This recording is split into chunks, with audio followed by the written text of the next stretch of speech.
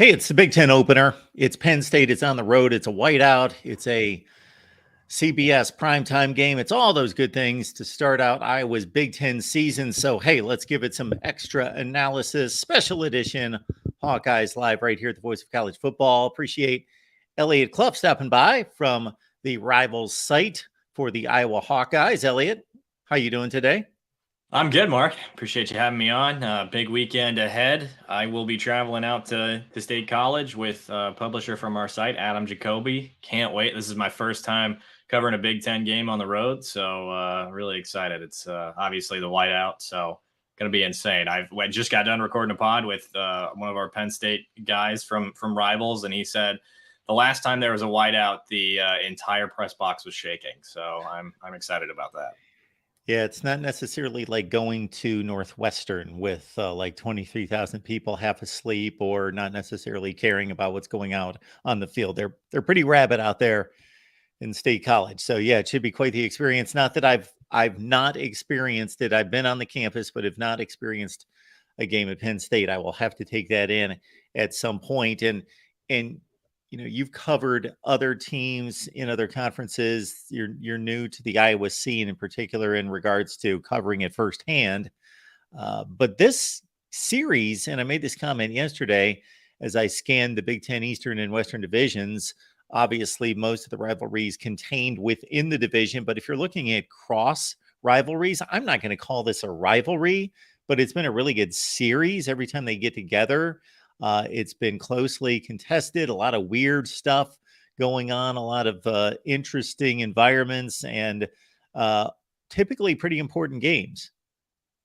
Yeah, I think it's probably fair to call it a series, especially because they aren't in the same division of the conference.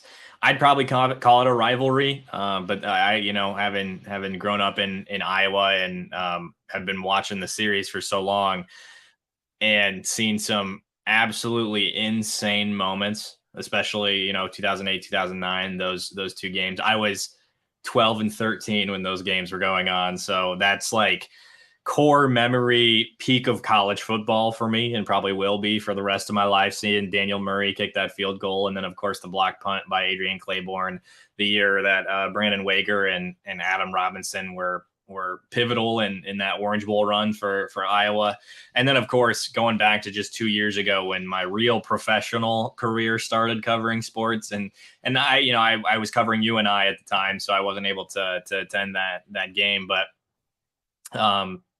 obviously seeing the highlights, talking to people who were there, and just saying that they've never heard a sound like that from a crowd. It's from my vantage point, I would almost lean to say that when Iowa wins, Iowa fans will call it a rivalry, but when Penn State wins, they'll call it a series. And that's probably it probably goes both ways for both fan bases. Both obviously programs with some real tradition and history and within the Big Ten, and obviously been some incredible matchups. And Penn State probably considered the better team more often than not, at least in the last decade or so. But this one tends to be fun. It's generally within one score. I think like 6 of the last 7 have been within one score or something like that. Sounds right. And yeah, Penn State, I think, throttled Iowa in like 2015, 16, 17, one of those years.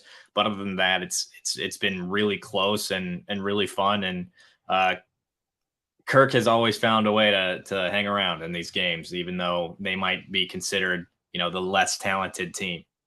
I put that in quotes for people that listen, if they're listening on a podcast or whatever. Yes. Not able Elliot to see the screen. did throw up the quote markers for everyone listening. Okay. That's on record. So yeah, I will tell you that for somebody who's got a couple years on you, or to be more honest, a couple decades on you, I don't think that ever goes away in regards to that batch of years during your formative years and those games and those memories staying with you more so than anything else. And it's still like, that game from 2 years ago, I can't remember that one, but the game when you were 12, yeah, those you don't forget. They stay with you. The Brent Musburger call, he's still the GOAT to me, like at this point, and leading into that game, doing that pre-package before the game. I remember, I think I think I joined Facebook in like 2009 and I shared some video and it had like an Eminem soundtrack over it. And I'm pretty sure it's still on YouTube because I went and watched it the other day. So definitely some real stuff there. Obviously, Ricky Stanzi, my guy growing up, and Marvin McNutt was one of my favorite players as a kid, stuff like that too. So yeah, definitely. I very much feel that way. However many years it's been, more than, well, almost 15 years, if not a little bit more than 15 years. So yeah, it's hard for me to look at this and not say it's a rivalry because of those two games. And at that point in time, it's one of those games that you could just feel it like in the air. Like this is some real stuff. This is some stuff that's going to go down in Iowa lore, so to speak. And so definitely look back on those games fondly. And you could say the same thing about 2021, even though it is one of those more recent years and a close game. From what I understand, Elliot, you might want to sneak in a little rain gear into the suitcase.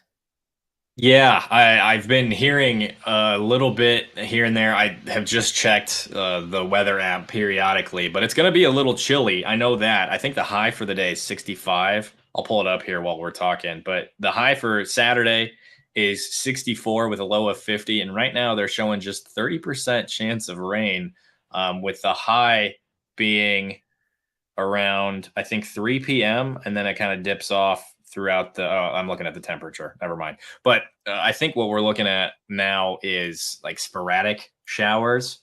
So I think the percentage, like the likelihood of rain, has gradually dropped off as we've gone through closer to this game.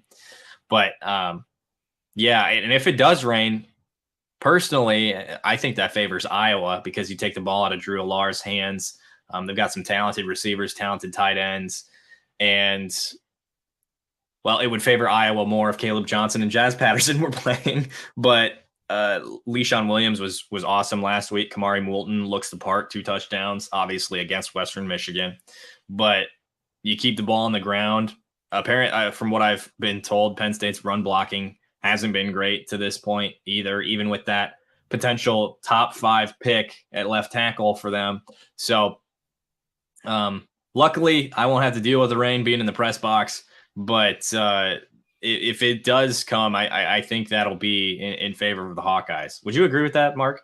Oh, absolutely. I agree with that. For everything that you just said, in addition to, I know I tread lightly. Anytime I come close to elevating a defense above Iowa, I tread a little bit lightly on this show and on this channel, because the Hawkeye fans are proud of their defense, and they should be. They should be. Performance-wise, it's been the best defense in the Big Ten the last couple of years.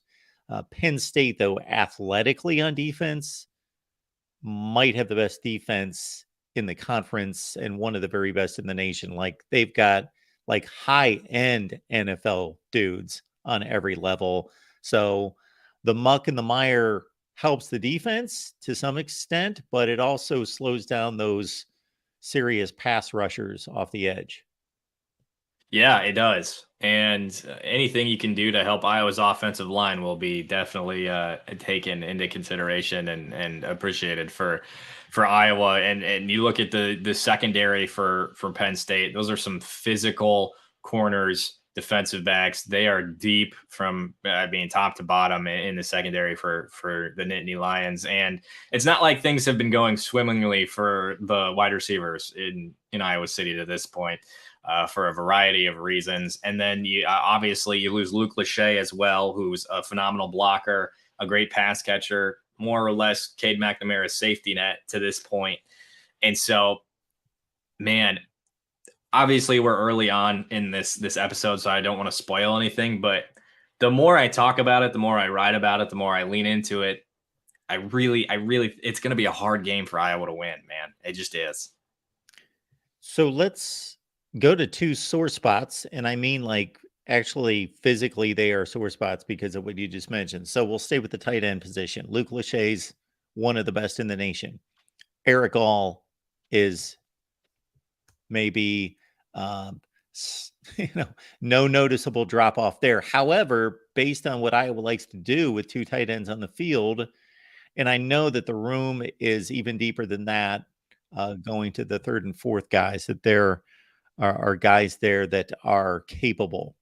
So, we just can't stay away from Corey either, Elliot. He's dropping by. He of course has the invite. He's got his run of this channel. He can do whatever he wants, but I didn't think he was going to make it today. Corey, what's going on? I had to tune in, or I had to jump on when Elliot said the more he thinks about this game, the less optimistic he is. Because I kind of feel the opposite. And I wouldn't normally go on a hunch because Elliot, you weren't around, you didn't know anything about my channel before recently in 2021 when Iowa won the Big Ten West and went to the championship game. I got absolutely, just put over a barrel. I got ripped, and I got ripped from just hundreds of people. We're talking Michigan fans because I'd actually predicted that Iowa would win that game in the Big Ten championship game. And of course, it wasn't close, but I had a feeling heading into that game, and I didn't live it down for a long, long time. The only difference is a lot of those Michigan fans ended up. How would you describe my relationship with those Michigan fans, Mark? Well, Corey, in the couple seasons that this would be now 3 seasons that we've been covering the Hawkeyes together, that was the only time that you did not have, in my recollection, did not have bullet points lined up to say, I like Iowa or I don't like Iowa because of A, B, and C. It was simply I just have a feeling. It just got a good feeling. Yeah, and so obviously that was wrong.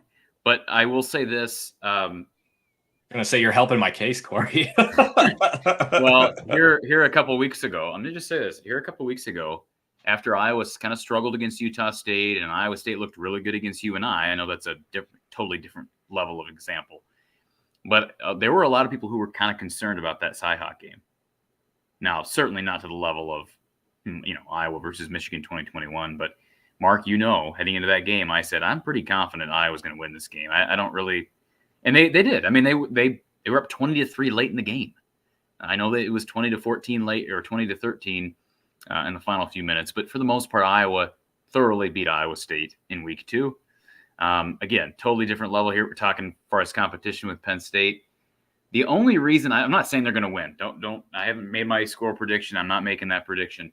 And I probably won't predict that they win, but I do think so. First of all, forecast wise, I was comparing my forecast here on, I don't know what you were looking at, Elliot, but I was looking at Weather Channel, and I see chance of rain 40%, cloudy early with showers for the so that's daytime. Rain showers early with clearing late at night, 40% chance. So a little bit higher maybe than the 30% you saw. We'll obviously see what happens there. Not a whole lot of wind forecasted. But I just don't know, like Luke Lachey, I feel so bad for him. He's such a leader and an example for that entire room and for that entire offense. And he was having such a great start to the year, even though the offense has had a, comparative to the rest of the country, a slow start. He's been so good. I just think of the depth they have at tight end. What's the drop-off, Elliot? What does Luke Lachey ultimately bring? Leadership is the big thing, and Kirk brought that up yesterday. But what ultimately, from a football standpoint, can Iowa not achieve with Eric All stepping in as tight end 1, and then utilizing guys like Steven Stylianos and Addison Estringa, who I know the coaches, the coaches are extremely high on. I just don't know if there's a huge, as great of a player as he is, I don't know that there's a huge drop off there. So what I'll say is that Luke Lachey physically is everything you want at tight end. Eric All is not quite to that level physically, which, take that into consideration if you want. I would say Eric All is probably more of a threat after the catch in terms of speed. And when you look at the complementary tight ends in terms of Stylianos and Ostrenga's the pass catcher. Stylianos is more of a blocker, and he's evolved big times in terms of blocking. What I see between those two is you put them together, and then you get Luke Lachey. But without Luke Lachey, you have to divide those into 2 separate individuals. So you're getting incredible run blocking, incredible blocking in general from Stylianos. And I'm not saying Addison Ostrenga is a bad blocker, but he's not to the level of Stylianos. And I'm not saying Stylianos is a bad pass catcher, but he's not to the level of Ostrenga. And neither of them are to the level of Luke Lachey. Do I have plenty of faith in Eric All? I do. I think this is a moment where you look back on that transfer portal haul, the 2022-2023 transfer portal haul, and you say, thank God they got Eric All, and obviously that's preemptive to injury, but hindsight's 2020, and so that's a safety net that you otherwise wouldn't have. Speaking of safety net, when you lose Luke Lachey, he's clearly been Cade McNamara's Luke Lachey. He's been everybody's Luke Lachey because his name is Luke Lachey, but he's been his safety net to this point, his go-to guy. Cade, Luke is down there somewhere, throw the ball to him. And it's not like he's racking up ridiculous numbers. I think Eric All can fill that void in terms of the pass catching. I don't think Eric All is the blocker that Luke Lachey is either. So it's just not, it's still a great group. I still think it's among the best in the country. Like Kirk said yesterday, it's just better with Luke Lachey because you don't have these two individuals who combine. Luke Lachey is both of those things, but then you separate it into two people when you take Luke Lachey off the field. And they'll run the 12 personnel, the 13 personnel, the 14 personnel. And I mean, we don't know a whole lot about Johnny Pascuzzi either. Obviously, he'll be the fourth guy, so he's not going to see the field a ton. But I guess with all that said, I recognize the deficiencies when you move from Luke Lachey to these two. But I don't think it's a deal breaker in terms of who wins or loses the game. I don't know that drastically changes from Luke Lachey to Stylianos and Ostrenga. I think, I'm not saying you're saying this. You could be certainly right with your evaluation of Stylianos and Ostrenga and what their strengths are. I don't know that there's as big of a drop off with any of these tight ends as maybe some people think. Stylianos. And that's fair. That's totally fair. Yeah. Stylianos was really productive at Lafayette, pass catching. He's a bigger guy, but I wonder if he won't step into more of a pass catching role.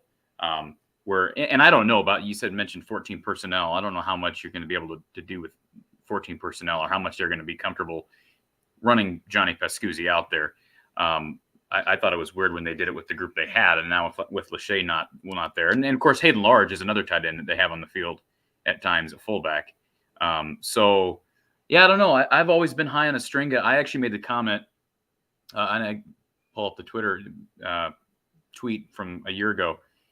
Addison Ostrenga was my biggest dark horse from that class. I've always been high on him. Just his athleticism, and I've always been impressed with him. And as far as running back is concerned, I should be more concerned that Caleb Johnson and Jazz Patterson aren't playing. But what's the drop off, do you think, Elliot, between either one of those guys and LaShawn Williams? Oh boy. Well, because Caleb hasn't played well through 3 games. No. And Jazz Patterson had his coming out party against Iowa State, but nobody's looked as good as LaShawn looked against Western Michigan. Now, granted, we have to take opponent into account there. Right. It's such a multivariate thing. There are so many factors going into that question that I almost don't even know how to answer it because Caleb hasn't been good to this point. Jazz Patterson is that downhill guy who will pop you in the mouth.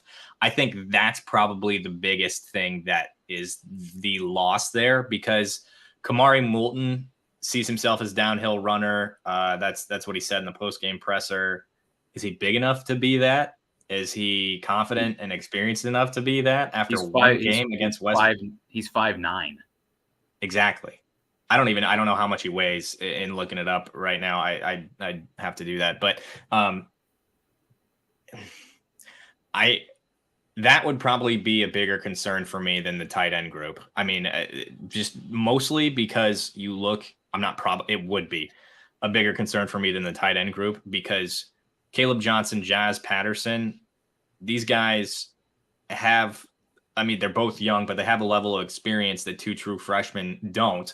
Going into a Happy Valley and a whiteout game, it's going to be bonkers in there. I would be very surprised if we don't see some sort of mistake from them. I don't want to put that into the ether, but they're true freshmen in a whiteout game, Penn State rivalry game. They're coming off what was a big win for Iowa in 2021. With the tight end group, you're not moving from that level of experience to inexperience like you are with the running back group. I think there's talent there. I think there's high end there, but there are so many question marks just because we haven't seen them. And then with Le'Shawn, he doesn't have that top end speed like Caleb Johnson does. There are a couple plays last week where Le'Shawn broke for big runs, but didn't finish them because he doesn't have that top end speed. So there's that. I mean, you mentioned it, I think, last week when we were on the pod, and you said Caleb Johnson glides, and he glides pretty damn fast, and Le'Shawn doesn't have that top end speed. And when you're playing a game like this, you have to have the ability to make those big plays because you're not going to necessarily get them back. Yeah, well, I'll say this, and it kind of is just in summary how I feel about this game. The reason I downplay those injuries a little bit is because I think we can all agree if Iowa was going to win this game or have any chance of winning this game heading into the fourth, the score wasn't going to be 30-33. It's going to be low scoring regardless. So if Iowa's going to win this game, they have to hold Penn State to under 20. And I just don't know that those offensive injuries hamper Iowa's offense any more significantly than it's already hampered based on its ineptitude of recent data. I mean, maybe it will, and maybe you're right about, Caleb. We haven't seen Caleb Johnson break really anything off, at least for the first three games. I guess he played in the first two games. We haven't seen him really break anything off. We saw that ability last year, and you're right. His top end speed's better than anything else they have at running back, and I think you're right about Jazz Patterson. Kamari Moulton runs the ball downhill. I think it was really good that Kamari fumbled the ball on Saturday. I know that sounds dumb. Get that out of his system now, and I have a lot of confidence in Ladell Betts to clean that up. I mean, he fumbled the ball right on because Steven Stelianos picked the ball up. But boy, imagine doing that at Happy Valley, and that might be their only chance to get into the end zone. And Kamari Moulton fumbles the ball at the goal line, so that will be addressed. Ball security will be, I guarantee you, is being emphasized strongly with that position group this week.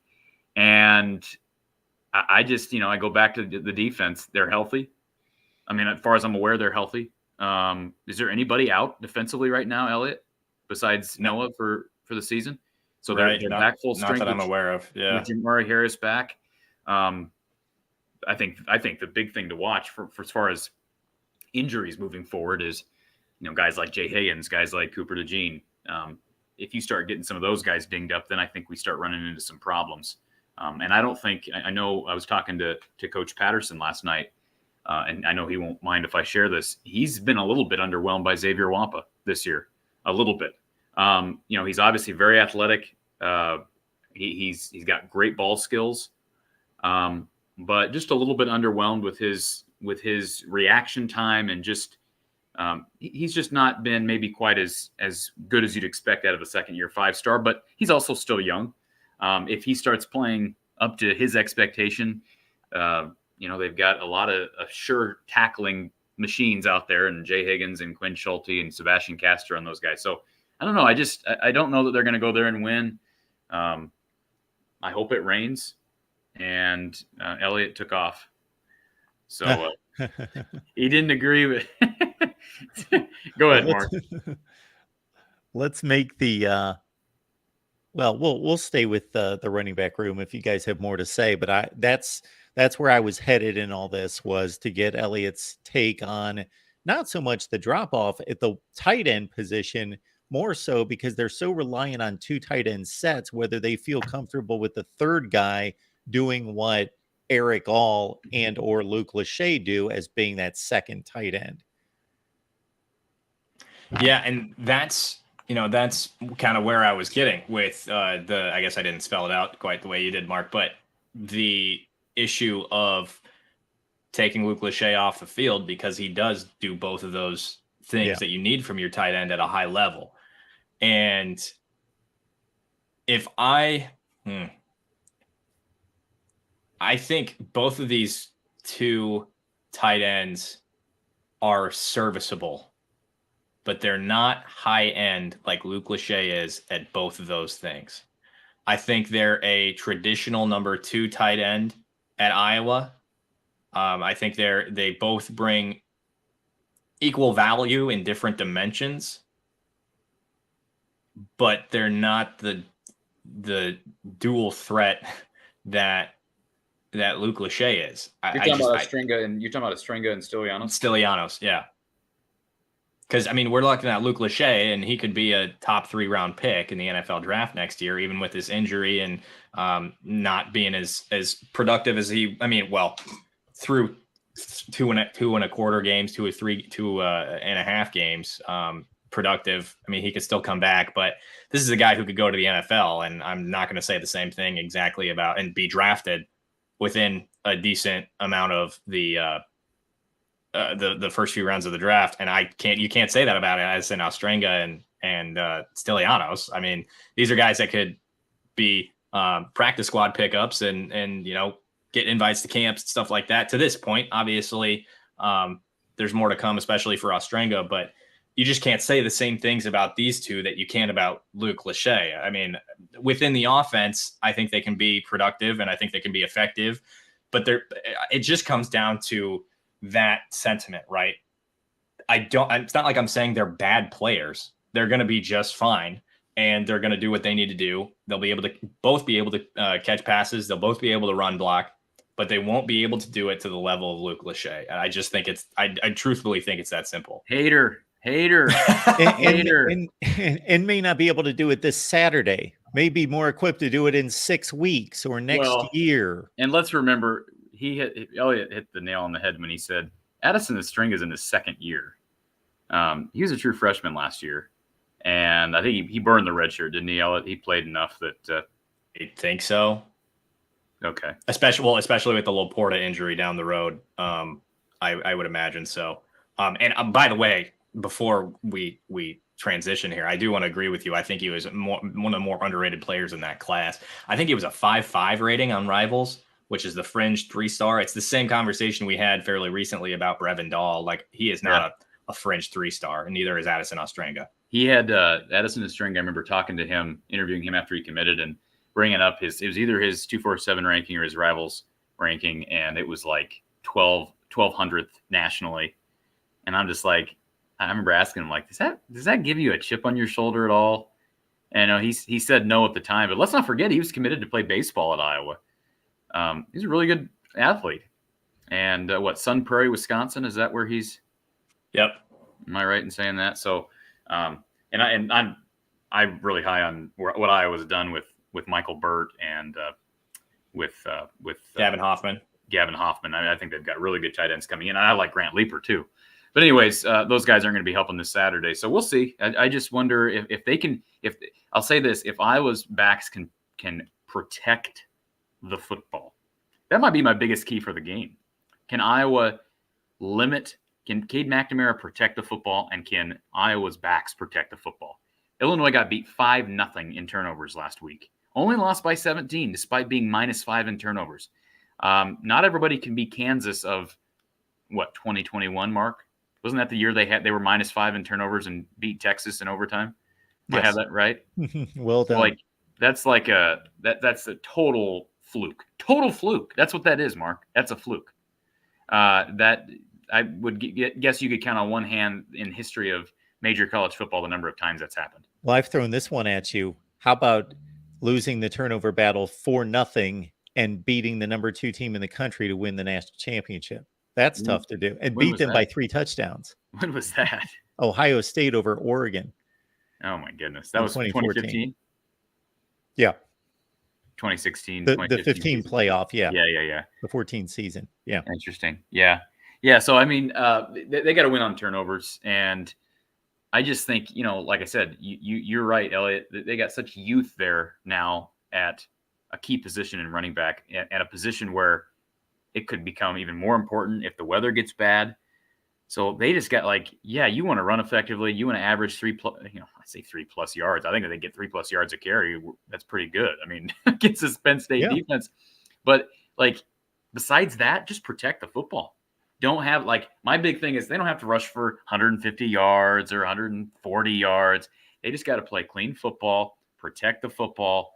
Don't, try to avoid the -4s, the -5s that put you way behind the chains. Don't put your quarterback in a situation where he's got to force action like he did at the end of the first half and Brian lost his marbles on Saturday.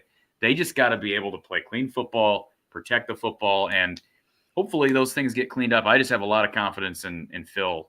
It's just rarely do they give up a lot of points to Penn State. Even the really talented Penn State teams like 2017. While we're on the topic of Cade forcing things, some of those throws against Western Michigan, I mean, I was sitting next to Adam in the press box, like, what the hell was that? Where is he looking? You know what? Do you think it comes down to him just forcing things, or what are your thoughts there, Corey? I don't know. I think he's hurt. I think he's hurt. Yeah.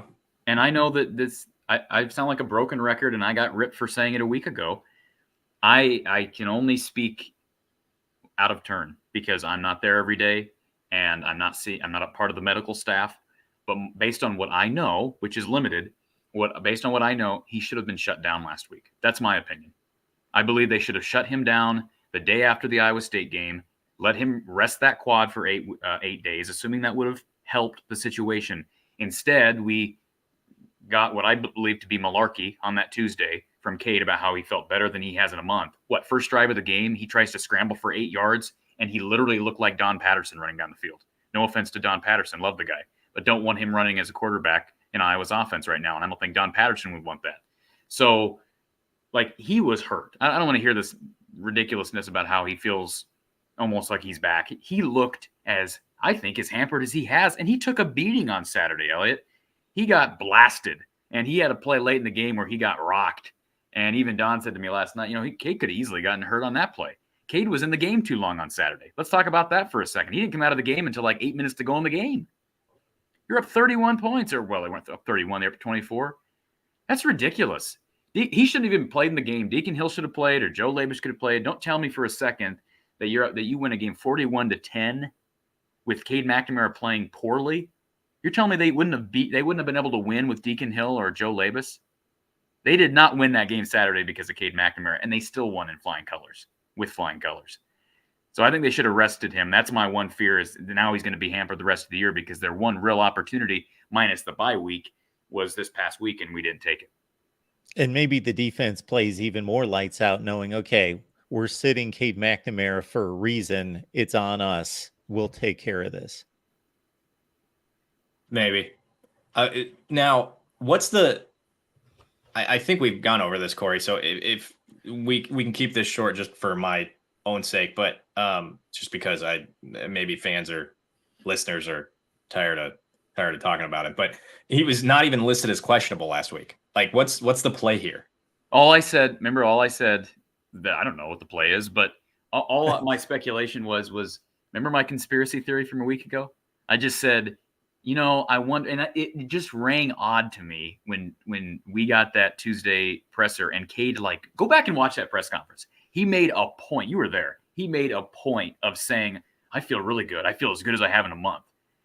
It's like he hasn't said anything like that, and I don't know why he would say that unless it was true, or it was Iowa's way of trying to dispel even that notion of, hey, we should shut Cade down against Western Michigan. I wouldn't be surprised. I'm not saying that's the case, but I would not be surprised if the coaching staff just wanted to just kind of put a kibosh on that whole notion.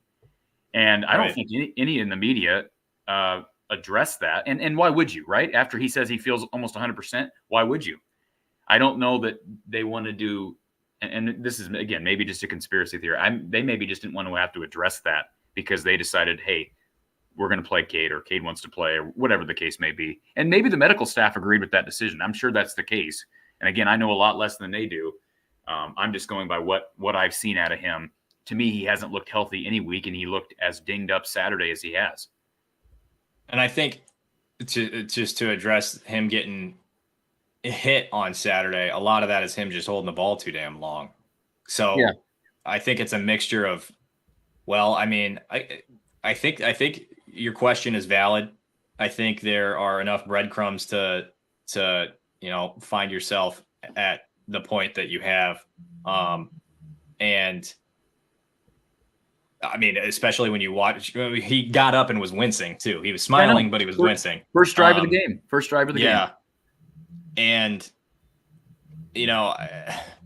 what Kirk said as well in the post game is that he thinks that Cade is, he had a year off and now he's working to get back into the swing of things. It's been 3 games against not good, not great competition. And his first throw of his career at Iowa was a touchdown pass to Seth Anderson. It looked incredible on those first 2 drives. Now, again, that's against Utah State. What is, if he's not hurt, what's going on? Because the dude oozes confidence when you're around him. You can tell if you were to meet him and you didn't know he was a Power 5 quarterback, there's something there, in terms of confidence and his belief in himself. So I'm just really curious as to what is going on with some of the throws. If he is telling the truth and he says he is 100%, is it just that he's forcing it? Is it that simple? Well, let me ask you this. Would you and let's go back to the conversations we had a week ago. Would you rather have a Cade McNamara at quarterback that has quote unquote chemistry with his receivers and tight ends, all right, but is dinged up basically the majority of the season? Or would you rather have a healthy Cade McNamara who still needs to develop some chemistry with his receivers? If it was that simple. I know it's not apples to oranges like that or apples to apples like that. I'd take the latter. I would rather a healthy quarterback heading into Penn State and a guy who can scramble if he needs to, a guy who can develop. I mean, it's not like he's played with Eric All. Okay. It's not like he didn't play at all during fall camp. He did practice the first half of fall camp. He didn't get hurt until Kids Day. I just think the idea that, well, he's got to develop chemistry and he's got to play. It's like, well, that's maybe true, but why do you if he can't physically do what he should be able to do, who cares if he's got chemistry? He's not obviously developing any rhythm right now. And if it's because of the injury, then that's, in my opinion, that's what should have been the focus all along, is getting him back healthy. And I just think, how often can you say, hey, we're 2-0 with a hampered quarterback, and now we play a miserable FBS team at home prior to Big Ten play? How often do you get a chance to just basically sit a player? And I'm sorry, that's an assured win. They were not losing that game, whether Deacon Hill suited up, whether Joe Labus suited up, whether Mark Rogers suited up. They were going to beat that team because of the special teams and the defense. And the defense didn't even play that well in the first half. They still beat them by 31. And McNamara played bad. So maybe I'm taking a way too simple look at this, but the bottom line is that opportunity has passed. When does the bye week come, Elliot? Is it end of October or middle October? Oh, I think that's a good question. I'm going to look it up while we're talking here. I think I'm just going to be guessing. Let me look here. And by the way, the comment in the chat by Exotic Waste Downs. I believe the coaching staff knew that they could beat Western Michigan without K, but they played him to get as many game reps as possible going into Big Ten play. I understand what you're saying. I understand. I've had a dozen or more people say that to me over the past week. I'm simply saying I disagree with that notion, and I'm not there every day. Coaches know more than I do, believe me. But I'm just simply saying I would pick the other option there. I would say, well, he's going to be lacking reps, but we're going to get the guy healthy. October 28th is the bye week. So maybe he gets healthy, but boy, a lot of this Big Ten story, the story of this 23 season, is going to be written over the next month. That's just it's just bottom line. They play Penn State. They play Purdue. They play. It looks like Michigan State is just a shell of itself. So they should be able to beat Penn State. Can you imagine them losing to Michigan State at home under the lights with as bad as Michigan State looked last week against Washington? I can't imagine that happens. And hey, Mark, we may even throw for 200 yards in that game. But I don't know. Yeah, Hawkeye fan. Can Corey shut up? He knows nothing about football and playing football. Hawkeye fan. My favorite listener, Mark. I backed you up on that point, Corey, about Cade McNamara. I don't care what people think. Risk on the scoreboard You're taking a risk. I don't know if it's a risk, but you're maybe stunting some growth in terms of the cohesion of the offense. But everything taken into consideration, I sided with you on the option of putting this on your defense, developing your second string quarterback in case this is more of an extended injury or becomes worse, or you need Deacon Hill later, then he's got valuable game experience. I just think, like you said, it's a 99% certainty that they win this game, and you give Cade McNamara time off to rest up. And again, just to further reiterate this comment on the screen, yes, I understand that the coaching staff may have realized that they could beat Western Michigan without him. That's not my point. But is it a bad mark that I don't really care what anybody thinks about my opinion? I really don't care. I couldn't care less, actually. So anyways, and it's just like me I brought up the thing Saturday. I didn't even bring it up. It was brought up to me by people, and then we addressed it with Don Patterson, and people didn't like it. They got all their panties up in the wad because I brought up I thought the last touchdown that was scored was a little uncomfortable. And Elliot, I haven't seen anything you've written this week. Okay. I apologize for that in advance. But I don't care. It's fine. Good. But I'll just say this. Listen, I'll just say this. There are other people that will remain nameless in the media that went to Kirk Ferentz's defense this week and it was the right thing to do to give Max White a touchdown. Let me ask you a question, Elliot. Let me ask you this. If I was reason for scoring that last touchdown to make it 41 points was because they wanted Max White to score a touchdown, why'd they throw on 3rd and goal? Why'd they throw? Anybody in the chat want to answer that question? Why'd they throw a Deacon Hill on 3rd down? If the goal was all along, we're gonna go down here to score a touchdown with the non-scholarship running back, why'd they throw on 3rd and 2? So I don't want to hear that nonsense about how that was the goal the whole time. Give me a break. All right? Give me a break. So I didn't write about that, so we're good. And by the way, I have no issue with the touchdown in general. I'm just saying it was completely a break of tendency from past years. And it would not be brought up unless it was. And you get what I'm saying? Like that's not normally how Iowa handles that situation. They took 2 snaps with under 40 seconds to go in the game. So I understand that there's nothing wrong with that score, maybe from a college football perspective, but from an Iowa perspective and how they've handled those situations in the past, it was a deviation from the norm. That's a fact. Maybe Kirk knew his players took the over on the spread. Who knows? No, I'm not implying that at all. I know. Just saying, like, that's not the popular thing this week. I've just noticed is to bring up the feel good story about Max White, and I'm happy for Max White, and obviously his teammates were super pumped. That's great. But I just, Mark, that's why I get in trouble for speaking my mind. But this, it is what it is. I'm in the minority on this one. The 3 interesting aspects to the Iowa portion of this game: tight end, running back, quarterback. You guys have done an excellent job, because that's exactly where I was going to take you guys to say, hey, I want to hear from you. The one additional point to the running back situation, because I know both of you were just kind of like, well, Caleb Johnson's a guy that's gained 800 or 900 yards last year, and statistically looks, because of the experience against good teams, looks like the best runner. But we didn't see that drop off, certainly with Jazz Patterson in the lineup against Iowa State, and then kind of searching around to try to, it's a difficult quantification to make of, performance versus different levels of competition. And going back, just checking on the box score of the bowl game against Kentucky 2 years ago, when LaShawn Williams, of course, backed up what he did here against Central Michigan against a really good Kentucky defense. Not that he, tore them to shreds, but he had 10 carries and performed well in that game.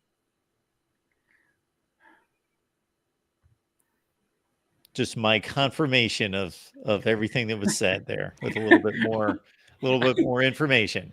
Okay, can we just stay on this subject for 1 minute longer? Christopher in the chat, can we please pull up that comment? Let's just dissect the comment, okay? And I just want to make sure we're all on the same page. Corey complains about Iowa never breaking tendency, then complains when they break tendency. Do we not understand the very essence of why this gets brought up?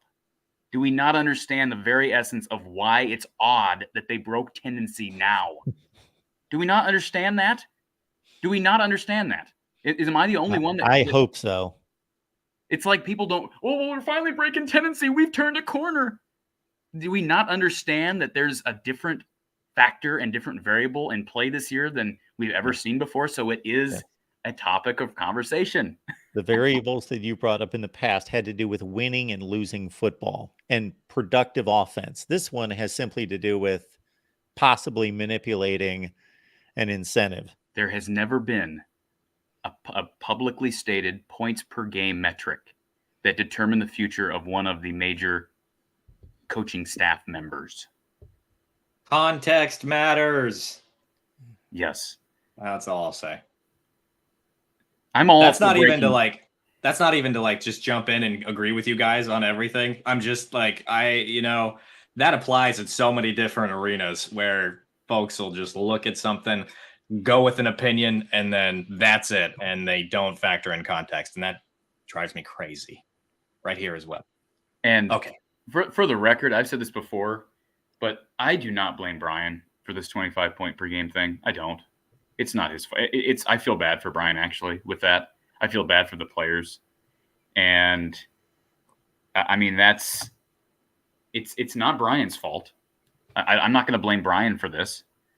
In my opinion, what should have happened is Gary Barta, as the AD, should have either fired Brian or not fired Brian.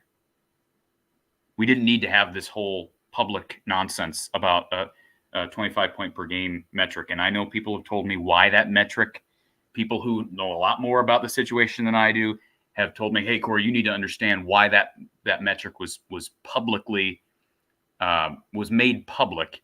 And there's a good reason for it. Okay, well, it just shows how dysfunctional the situation is. That's all I'm saying. It should have just been either he's fired or he's not fired. That's just the bottom line. But it was a move to try to appease certain people, and it makes this whole situation uncomfortable. Regardless of who was behind it, it makes the situation uncomfortable. We would all be like, media and fans alike, we would all be super pumped about that last touchdown on Saturday if it was any other year. You'd be like, yeah, let's go. Let's run the play to win, Mark. Play to win. So let's stop playing not to lose. Let's stop remember in 2021 when they punted after it took like 2 knees and then punted against Penn State. That was one of the greatest moments of Kirk Ferentz's history, is when they took a couple of knees and then punted. Worse than that, because they won the Penn State game, correct me if I'm wrong, they punted in the fourth quarter down 17 against Purdue. I'll have to go to the box score to verify that. I remember bringing that up and saying that's a loser's mentality, that you just want to kind of go into the locker room. Oh, we only lost 24-7, as opposed to being completely blown out because you tried to win the game. Also, exotic waste downs. I agree with what he just said in the chat. What about Utah State when we had 24 points the ball to close the game and we didn't try to score? See, that would have been too obvious, Elliot. You can't kick a field goal. Like, what are you going to say? Well, we wanted to get Drew Stevens reps. I suppose they could have brought in what's his face from Central Michigan and said, hey, we wanted to get our backup kicker some in-game reps. Marshall Meter. Yeah, maybe they could have brought him in for that. So, anyways.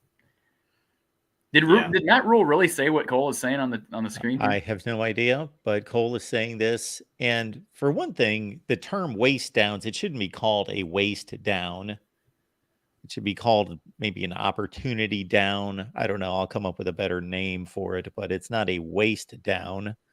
A waste down would be, I don't know, kneeling.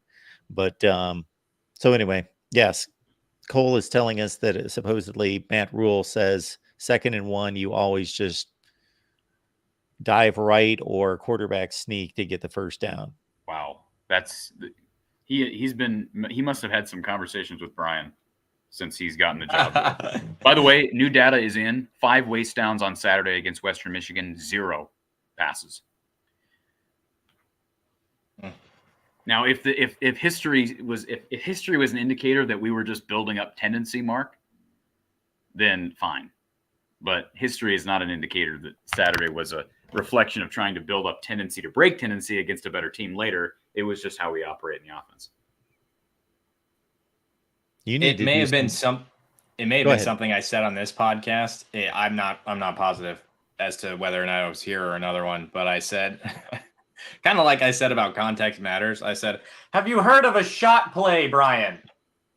No, he hasn't to this point. Well, and again, yeah, this guy. I watched NFL Sunday. They were running on 2nd and 1 and 2. Listen. You don't anybody with Mark. You do not just throw on. Obviously, you don't throw on every 2nd and 1 and 2nd and 2. It's called building up tendency and then breaking tendency and catching your. But I'm saying the whole point is Iowa doesn't do that. Look at the numbers last year. I'm just saying 90% of offensive minds in football know exactly what a waste down is, and they utilize waste downs, or at least they try. I'm just saying they don't at Iowa. No, you've got me sold. I know what you're talking about. I am with you. So the points per game pursuit will continue in Happy Valley. And Brian, I believe, is 10 ahead. Yep. 10 total points ahead in the green. Got it. Yeah. But now we've got all Big Big while Ten you can get it. I'll say this. Can I just say real quick about Brian, a big attaboy? They have been actively taking shots down the field, and that is good. That is a breath of fresh air. And Don Patterson's talked about that. They're trying to get the ball downfield, whereas last year they really didn't. So that is very, very positive. And they haven't connected very much, but they are trying to get the ball downfield, and that should encourage Iowa fans. Well, he has luxuries he didn't have last year. You have a quarterback that doesn't have the yips, and you have scholarship receivers. True. So that makes it a little bit easier. Well, I, for one, am going to be fascinated because I do think this is going to be a really good game. I would scarf up the 14.5 points is the latest line that I saw, especially considering the weather. Not that Penn State doesn't have the talent to run away with this, but just considering how sound Iowa is and how elite on defense and special teams, or we'll find out if they're truly elite this year, but I know that they're extremely good. Yeah, I just think that's a little heavy on the point spread. Corey, do you usually do a score prediction? I forget. I do, yeah. Okay, have you reached your conclusion there yet? I haven't done it for this game, no. And last week, for the record, I was one. Had Iowa not scored that touchdown, I would have hit the prediction on the head. I had 34-10 Iowa last week. That's why you're so mad. Yeah, somebody said Corey must have bet the over or whatever, or the under. No, that's not what I don't bet. But I did make that prediction, 34-10. So no, I don't know what my predict, but it's not going to be, like I say, I don't think either one of these teams is scoring in the 30s. You know, maybe someone reaches 20. Drew Aller's got a really good arm. Who was it yesterday? Was it on our 4:30 show, Mark? Was it Marty that said that Drew is real mobile? Is that what he said? I don't know if he said he was really mobile. Well, all I know is as I was talking to Don last night, Don was watching the Penn State game against Illinois, and he's like, Drew is not that mobile. He's like, he runs a little bit like Spencer Petras back there. So I don't know that if you're Iowa, I'd be forcing him out of the pocket. I'll disrupt that pocket as much as you can. I can't speak to that one. I'm thinking in the 23-16, a lot of field goals on both ends, getting stuffed in the red zone, not completing drives. 23-16, Penn State favor is probably where I'm headed. I think that's actually a really sound prediction. My number one concern here is that the Iowa defense spends too much time on the field and you see a late score that breaks it open, i.e. like it's 20-14 at one point, and then you get a big play by Penn State, and then it's 27-14, or when it's 21-14 or 21-13, and then things pop open by one of those plays. And there's the fear of the mistakes made by freshman running back, maybe a throw that Cade can't take back. I mean, two picks versus Western Michigan, very different than 2 picks versus Penn State. I'm not breaking any news there, right? Yeah, they got to win the turnover battle, right? Yeah, they need to win that battle. They can't. Not only can they not lose at 5-0, they got to win that battle. They might have to be +2 on turn. They might be able to win at +1. But that just involves, like I say, ball security. Cade's got to play better, and they got to force one. Like, imagine if they come out Saturday, Elliott, and get a pick 6 like they did against Rocco Becht in week 2. Like, if they do that right away, boy, that'll shut up that white sea of white pretty quickly. By the way, what was it? Logan Lee yesterday that I heard say, I wasn't, of course, there for the interviews, but was it Logan Lee that made a comment about how the players wanted white bottoms initially? The leadership committee wanted white bottoms. I don't know. I didn't hear that. If he said it, I might have gone on to somebody else at that point. I could have swore he said that, and they settled for black bottoms. And I'm thinking, why would you go to Penn State and wear white bottoms? Wouldn't you want to counteract the white with black? Corey, if I click out of this, you can finish up here, right? Oh, well, we hate to see you leave. Correct. Well, I got to leave. I got a Florida State show like now, and you can wrap this up, right? You can. I certainly can. This. Sure. Yeah. Elliott, thank you so much for being here. Everybody, check out Elliott's work at Iowa's rival site. Corey, thank you. We'll see you soon. Mark, if I'm going to keep doing this, I need you to follow me back on Twitter. Okay. Uh-oh. Yeah. Wow. We'll do that. I'm just saying. Okay. All Mark right. doesn't. All right. Hey, Mark doesn't watch other people's content. He doesn't. I don't follow people on Twitter. Yeah. Okay. All right. Appreciate it, Mark. Absolutely. No, thank you. I don't know what else there is to say on this matchup, Elliott, other than I think you and I are both correct when we say that losing Luke Lachey is a blow. But they win this game by keeping the score low. And yeah, it's probably first one to 20 wins. I mean, if somebody hits 20, I have a hard time seeing them lose. What I would love to see on Saturday is Ontario Thompson with a blocked punt. And let's get a replica of 2009 with Adrian Claiborne's block. Let's say, because Ontario's got some freakish athleticism. 300 pounds, they can do a backflip. I don't know if you've heard that or saw that at Media Day. You know what? You need to go. Listen, you need to go on one of them. Did you have it? Did you get it on camera? No, I just heard about it. You need to go on one of the, I don't know who I was talking to at Media Day. It might have been Nick Jackson, but it's hilarious. And my wife has gotten a good kick out of it too, because you watch the interview and all of a sudden you see this flash in the background and it's Ontario Thompson doing his backflip. Right. And then you see him just walk back like nothing. He's 300 pounds. It's just funny. Right. But I'm not normally a rah guy as it relates to players, but I have full intentions on sending Ontario Thompson that clip of Adrian Claiborne's block punt, and with the simple text of "You're next," because I think it's perfect after that block punt last week. And Marty, the Rivals guy yesterday, said, Elliott, that one thing he remembers from like the 2019 or 2018 game at State College was the 2 safeties on botched snaps by Penn State.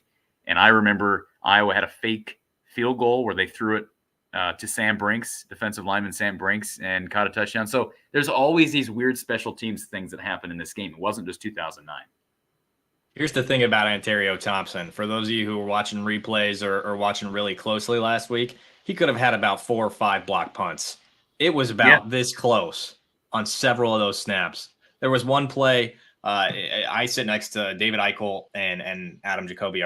Jacoby's our publisher at Iowa.Rivals.com. And we were all like, who was that? Was we thought it was Jeremiah Pittman, but then we put it together that with that type of speed, oh no, that was Ontario Thompson. I was just gonna say, And no offense to Jeremiah Pittman, he ain't getting in the backfield like that. No. So and he got close again, and then the next one he blocked it, and we were just kind of like, I'm not surprised that happened. And he's got, I mean, obviously the explosion, the speed, heavy hands. I mean, he's got all the tools to be one of the next great defensive linemen to come out of Iowa. And this is a start. We've seen so many excellent players in the Iowa lore, especially under Kirk Ferentz, start on special teams and then work their way into the rotation, whatever position it is. And I mean, who's to say Ontario Thompson isn't going to be the next one? He ran a 4.6 at a Nebraska camp. I mean, he's 300 pounds. He's just under 300 pounds. He ran a 4.6. That's actually, I'll tell you what, that is, and you know what's also funny is he wears number 54. People compare him to Davion Nixon. What happened in 2020 in State College with Davion Nixon? Remember the Luka Garza swim move? Yeah. I mean, isn't that weird? Like between Claiborne and the theatrics in 2018 and then the 2020 stuff. That's like, it really is like, if I was to take a stab in the dark about a guy who was going to come through and make a play that nobody expects, it's a guy like Ontario Thompson. Yeah. Yeah. And that's a fair assumption or fair assessment. I have been, honestly, truthfully kind of confused that he hasn't broken the rotation for the defensive line to this point, especially without Noah Shannon in there. I mean, that's not necessarily to say something negative about the guys who are in that 1-tech, 3-tech spot, and it's already deep.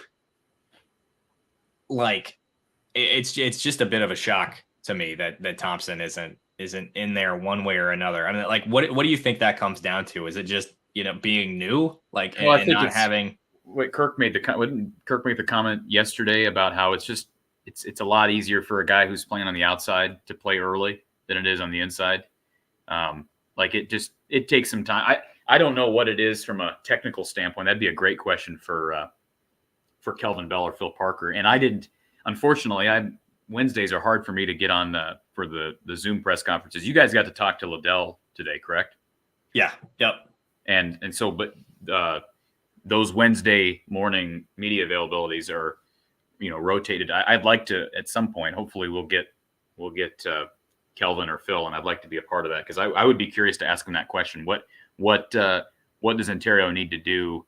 He's not like he's 1 year out of high school. He won a national championship at Iowa Western just this last year. So he's physically ready. I think that's probably fair. It's probably more the mental side of things, but boy, you get him on on block punt duties. Just let the animal go wild. Right. I mean, oh yeah. I don't know. He's a force. So I would think Penn State, that's the one thing, the only bad thing about him getting a block punt this past week is I would guess they're going to have him marked on special teams. Because James Franklin knows the history of the block punt in 09 and the special teams. I mean, he was the coach in 2018, right, and in 2020. So he knows all about how special teams and these defensive linemen, what role they have had in the series. T. Hink says, let Terrio eat. Let him eat, baby. He likes to eat too. He's not, and I don't mean that in a weird way. The dude is how would you describe Ontario talking to him? Like, isn't he just like a fun guy to talk to? He's just he's such a down to earth, cool dude. I don't mean to sound like I'm back in like high school again, but like he's just a down to earth, cool dude. I didn't talk to him at all at Media Day. I have only had really one interaction with him, and it was when it was a post-game presser. So he was obviously talking to the crew of people. And so it might've been a different dynamic, but he's just pretty mellow, matter of fact. And that's the way it is. And he talked about, a little bit of his high school experience going to Iowa Western as opposed to going, Power 5 right away, like he probably should have. And not having the grades to go there, and he owns it, and that's the way it is, and he's moving forward, and he's doing something different, and I really respect that. And like I said, very matter of fact, that's the way it is. And I think that was the first time talking to the media collectively, and he said thanks everybody, and he was out. It was only about 5 minutes, but I enjoyed it. I would like to talk with him one-on-one sooner rather than later. Yeah. One of the had him on a couple of different podcasts, and the one time after he signed, I think it was after he signed, he did the entire interview with his little Chihuahua in between his arms, like the Chihuahua was just licking his arm the entire interview. Like, it was just hilarious. You got this 300-pound guy and this little Chihuahua. But his story is really fascinating because there was a time in high school where he was going to give up football. He thought he was. I didn't know that. And he's playing for his grandma who's passed on, and it's just a cool story. He's just he's an Iowa kid, but he doesn't play like an Iowa kid. And I don't mean that in a bad way, but he's more athletic than your typical Iowa lineman. Let's just say that. So I don't know. People don't talk about him as much. I'm with you. I'm surprised he hasn't gotten into the rotation a little bit. I'll be frank. I'm a little bit surprised and disappointed we haven't seen more of Dejon Parker in the rotation on offense as well. I don't know if he's still dealing with that knee issue, but he played a little bit against Utah State. I don't know. Have we seen him since? That I'm aware of. Did he play Saturday? He had to have played Saturday, right? In mop-up duty? Did he? Maybe. If he didn't, listen, if he didn't, that means he's hurt. Right. I don't have the video anymore, but I just got the video of Max White scoring at the end. I was looking, and then I think I got distracted by the play at hand. So I was looking across, and I just didn't see him. So I can't verify whether or not he was out there or not. Would you say your desire to see him is a reflection of him being a new commodity, or a reflection of Jennings Dunker's play so far? I think it's probably both, but I again, people who are smarter than me have made the comment they don't look at Jennings Dunker as a tackle. I just, I don't know that he's got a real long wingspan. I don't know that he's got great feet, but I'm certainly no O-line guru. But I just wonder if he's kind of the one left up front that I feel like they haven't played great in the run game in general up front this year. But I almost feel like Jennings is still the one guy who might be out of position. Like, they've got Logan Jones where he needs to be. Mason Richmond settled in at left tackle. You've got Ellsbury and DeYoung, and you've got Bo Stevens when he's healthy, and Connor Colby and Feth at guard. I just wonder, would Jennings Dunker, what kind of guard would he be? Like, you just wonder if you get him those physical traits that he's shown at the hay baling stuff and all the weightlifting stories we've heard. I just wonder if he'd be better suited for an interior spot. But again, if they don't have a tackle and he's the best they have, they're going to play him at tackle. That's why I just was hoping, because Dejon Parker's a natural tackle. I mean, he's no guard. And he showed good feet on tape. I remember Don Patterson made that comment when he saw his tape. It's obviously a totally different level of football at Saginaw Valley, but he demonstrated good feet, and I think he's been hampered by this injury. I was just looking here. I'm looking at the participation report for Saturday, and let me see if Dejon was on here. According to this, Dejon Parker, he did play. Okay. He did play 79. Am I this right? No, I'm sorry. You know what? Let me make sure. Yeah, Dejon Parker. There he is, 79. So he did see the field. So I just that just tells me he's way behind. He's just way behind Dunker, and he's probably going to be playing catch up all year.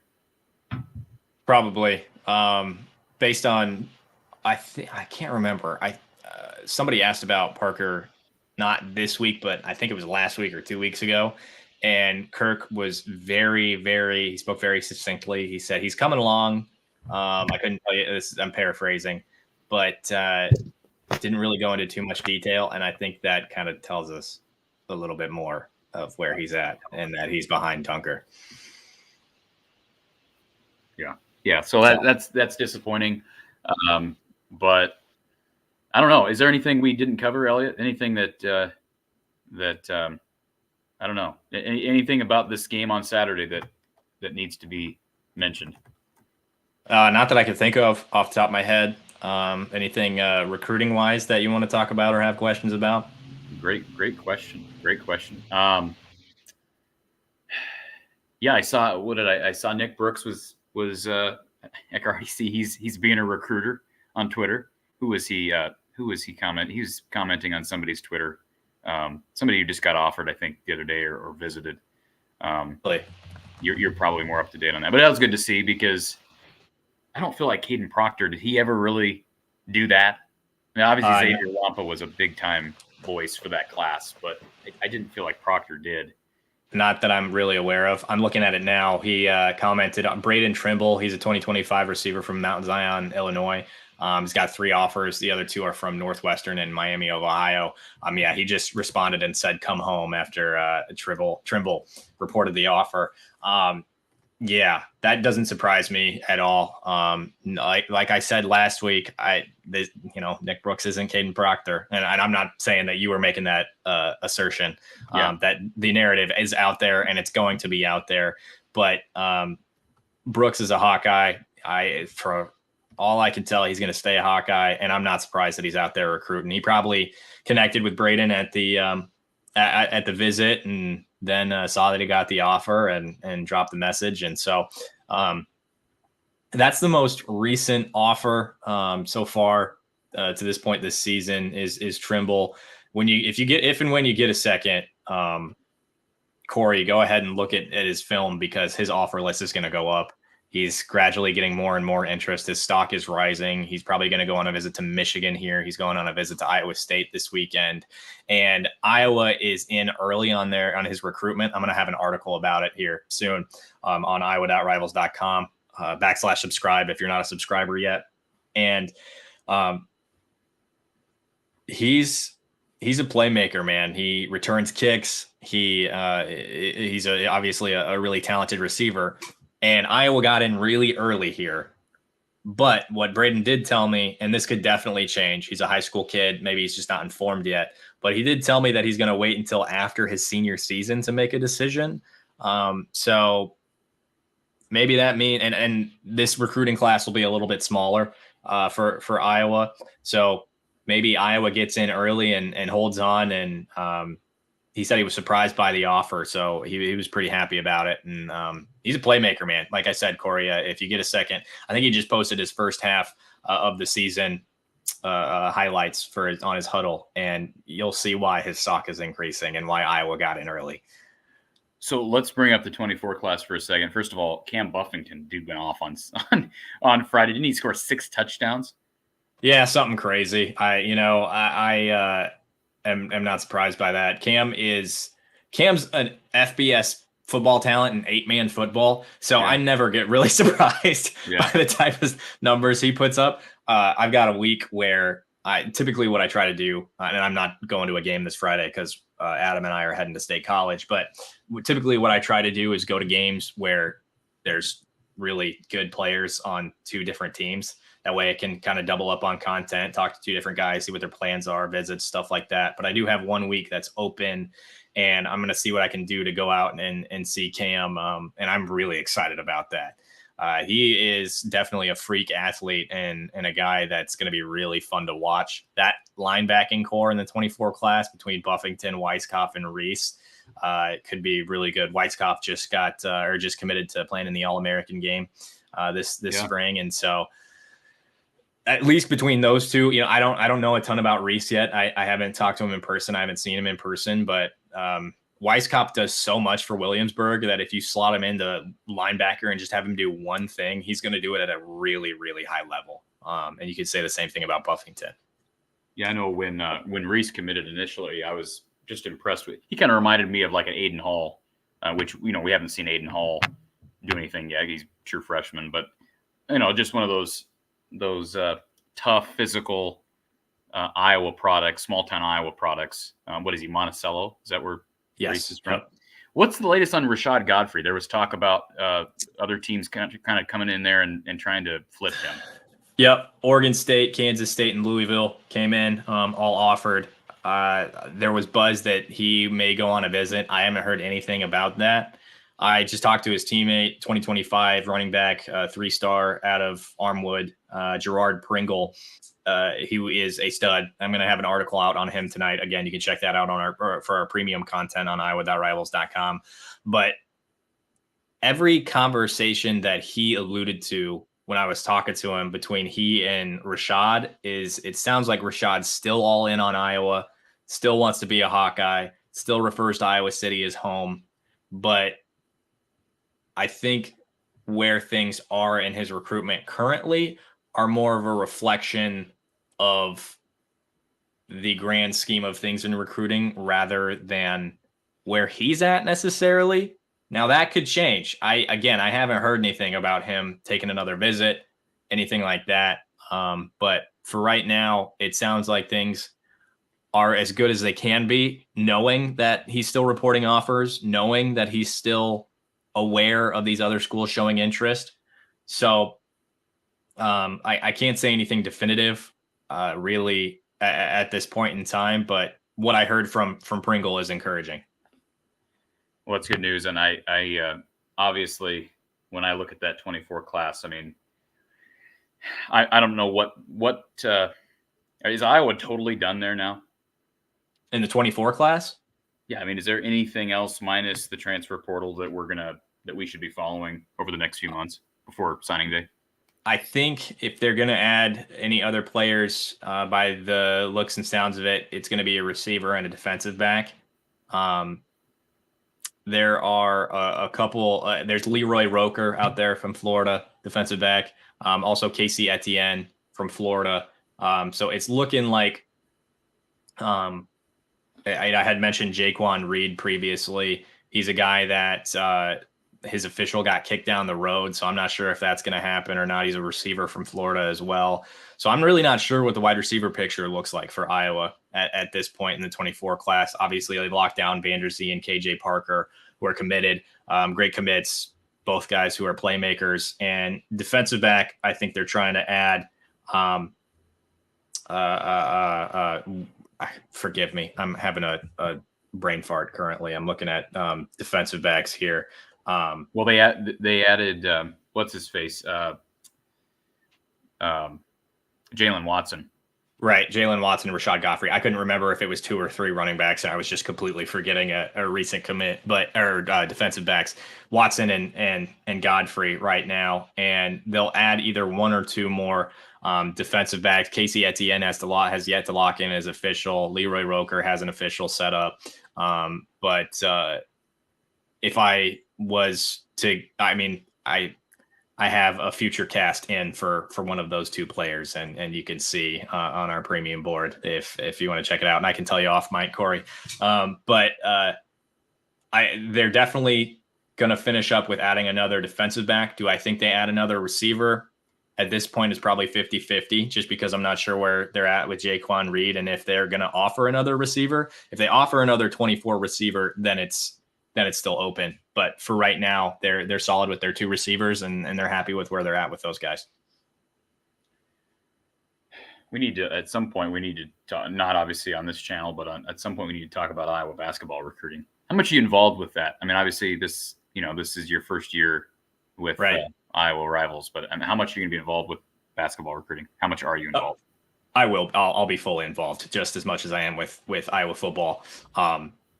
It's a different animal, and football is our I would say, based on what I've seen and what I know, priority at Rivals. But I will be fully involved in Iowa basketball recruiting. Just got out an article about their 2 recent 2026 offers and an official visitor that made his way to campus on Saturday. And so, yeah, fully involved, really trying to point down or get down what they're going to do with the remainder of this 24 class. Caden Diggs and Isaiah Johnson-Arrigu kind of off the table at this point. At least Isaiah Johnson-Arrigu is for sure. But yeah, and it sounded like Iowa kind of pulled back on Diggs.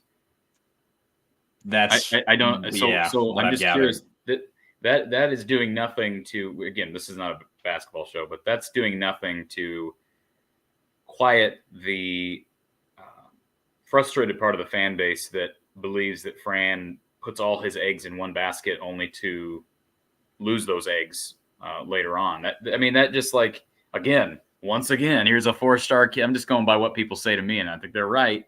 Here's a 4-star kid in Johnson Ergo who, got Iowa and Miami down to his final 2. And a lot of fans would say, we knew he was going to pick Miami because this is what happens. I mean, like, it's so weird. Like, if I'm a team, if I'm another school right now, Elliot, and I have, and it's me and Iowa, or my school in Iowa in the final 2, I'm feeling pretty good about my odds with these top recruits because, man, they've had this happen so many times. So they have. Caden, where's Caden Diggs? Has he committed anywhere yet?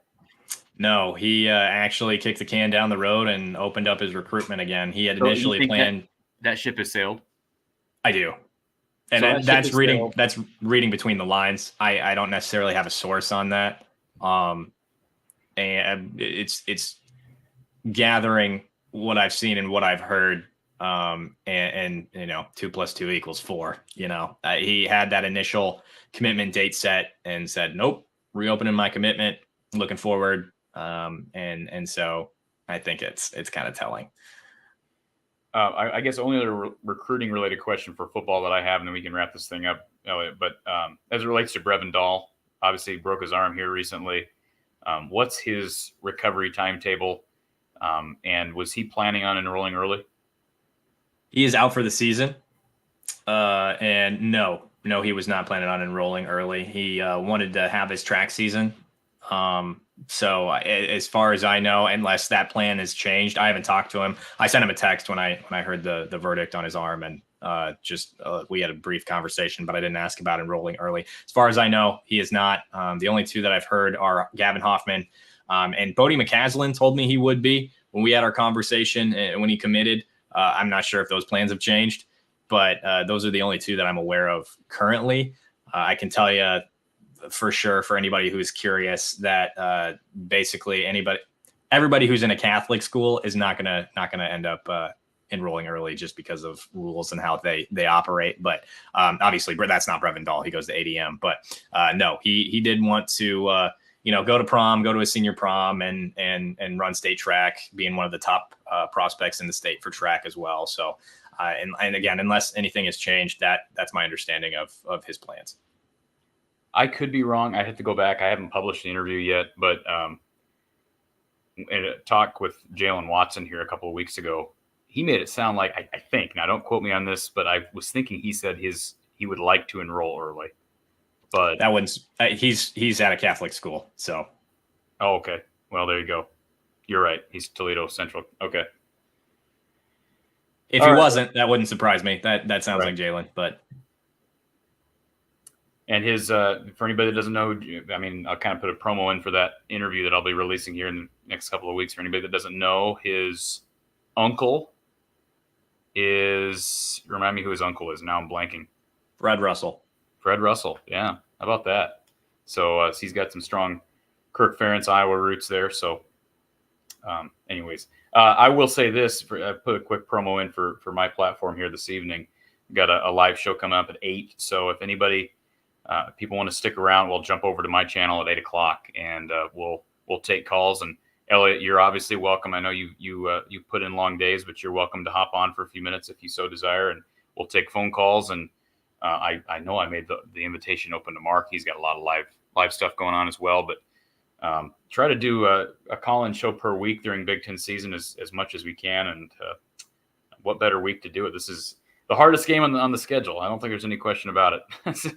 We've had this game pegged for a while. It's the most difficult game on the schedule on paper. And yeah, maybe I'm a little bit more positive than you are about Iowa's chances, but it's just going to be it's going to be fun. I know you're going to be there, but it'll be fun. I won't be there. Being able to watch a game on CBS at 6:30 and then doing a post-game show until like 2 o'clock in the morning. That'll be fun. So oh yeah, it's been a while since we've done that. Definitely enjoy that, Corey. Always good talking to you. If I don't hop on this show tonight, I will definitely do that in the future. I appreciate the open invite. All right, folks. Elliot Clough. Man, I can't believe I looked at your name and I know it's Clough, and then I still say Clough. Like rough and tough, baby. Like rough and tough. I think you should change your name to Elliot Clough to make things easier on me. Oh, Take that up with my dad. I don't know how well he would take that. All right, check out iowa.rivals.com and from the Hawkeye, the Storm this evening, 8 p.m. Central. Everybody have a good evening.